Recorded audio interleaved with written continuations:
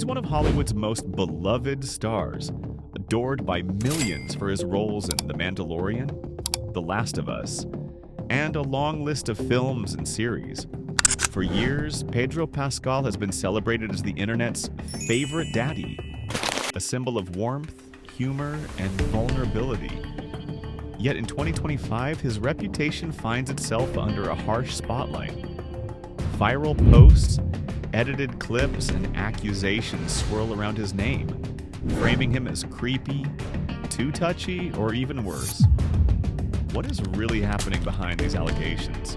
Is Pedro Pascal guilty of misconduct, or is this another example of internet frenzy consuming its own favorite? Tonight, we uncover the truth. The storm began with a wave of viral videos and photos. Across social platforms, users shared compilations of Pascal holding the hands of co-stars, leaning close during interviews and resting his arm on shoulders at premieres. What once looked like affection or camaraderie suddenly became suspect. Strangers claimed his behavior crossed boundaries.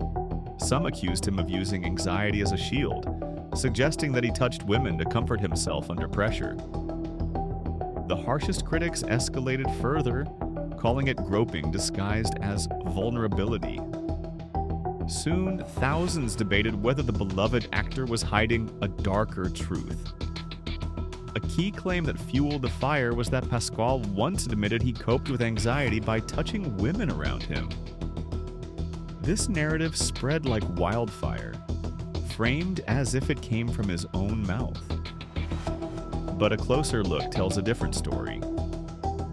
In interviews, including one with Men's Health, Pascal did speak candidly about his struggles with anxiety. He mentioned doom scrolling, unhealthy habits, and his attempts to replace constant screen time with more real conversations. Nowhere, however, did he say he touched people as a coping mechanism. That quote doesn't exist in any reputable source. Fact-checkers trace the origin of the claim back to social media edits and misattributions. Yet once the idea entered the public sphere, it stuck. Memes repeated it, threads expanded on it. Critics pointed back to video clips as if they were confirming a confession. A myth had been born, feeding the narrative that Pascal's actions weren't innocent at all but calculated. One of the strangest elements of the backlash is what's missing: the voices of those most directly involved. The women Pascal was accused of making uncomfortable have not spoken out against him. Vanessa Kirby, frequently featured in viral clips alongside him, addressed one of the most circulated moments in an interview. She explained that she and Pascal were nervous on stage during a public event, and his physical closeness was simply a moment of reassurance between colleagues. She denied any malice or discomfort. Beyond Kirby, other co-stars shown in photos and videos have remained silent. But silence in this context speaks loudly. In an industry where misconduct allegations are increasingly encouraged and amplified, the absence of any public complaint suggests that the people directly involved do not view Pascal's behavior as harmful. Writers examining the clips note that the women appear relaxed, smiling, and at ease in the footage. Their body language doesn't align with the narrative being imposed on them by strangers online. To understand the controversy, it helps to consider the environment where these moments occur. Red carpets, premieres, and press tours are designed for performance. Actors are under constant observation, surrounded by flashing cameras, microphones, and reporters eager for candid moments. Physical closeness is often part of the ritual.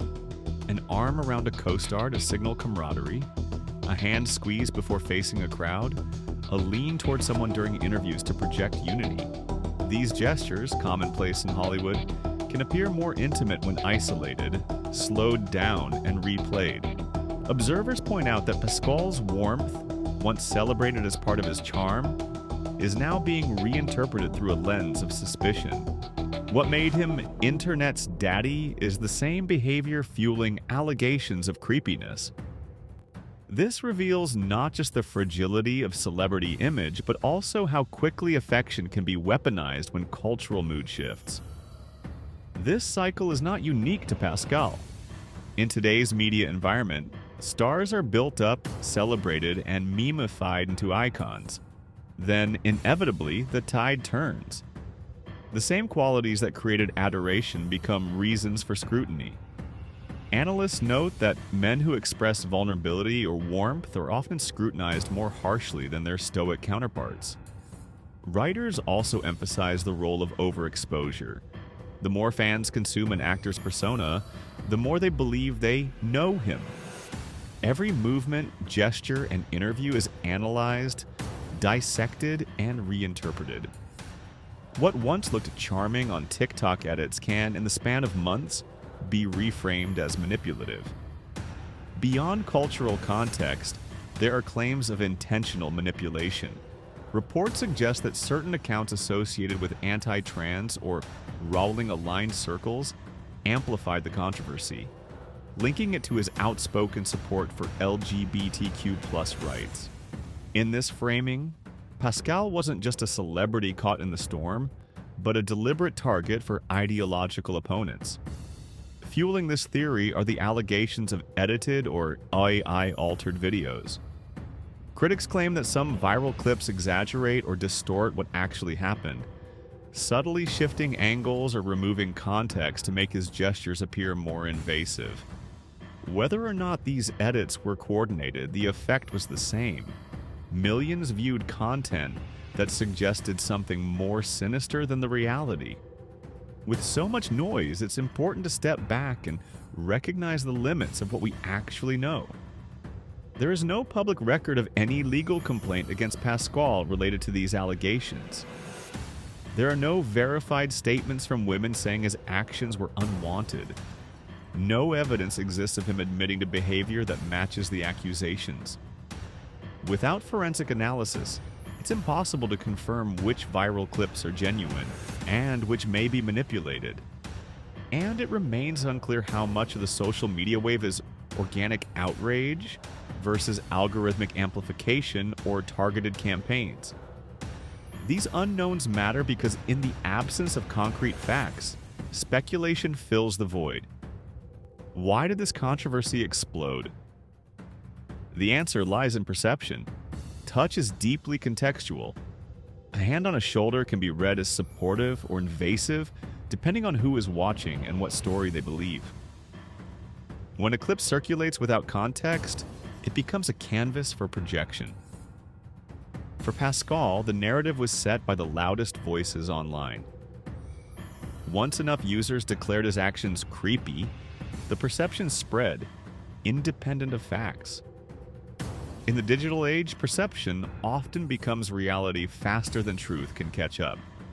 So, where does this leave us?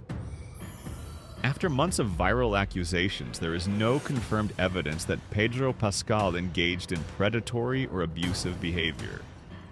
The truth behind Pedro Pascal's allegations isn't a verdict of guilt, but a cautionary tale about how quickly stories spiral in the digital age.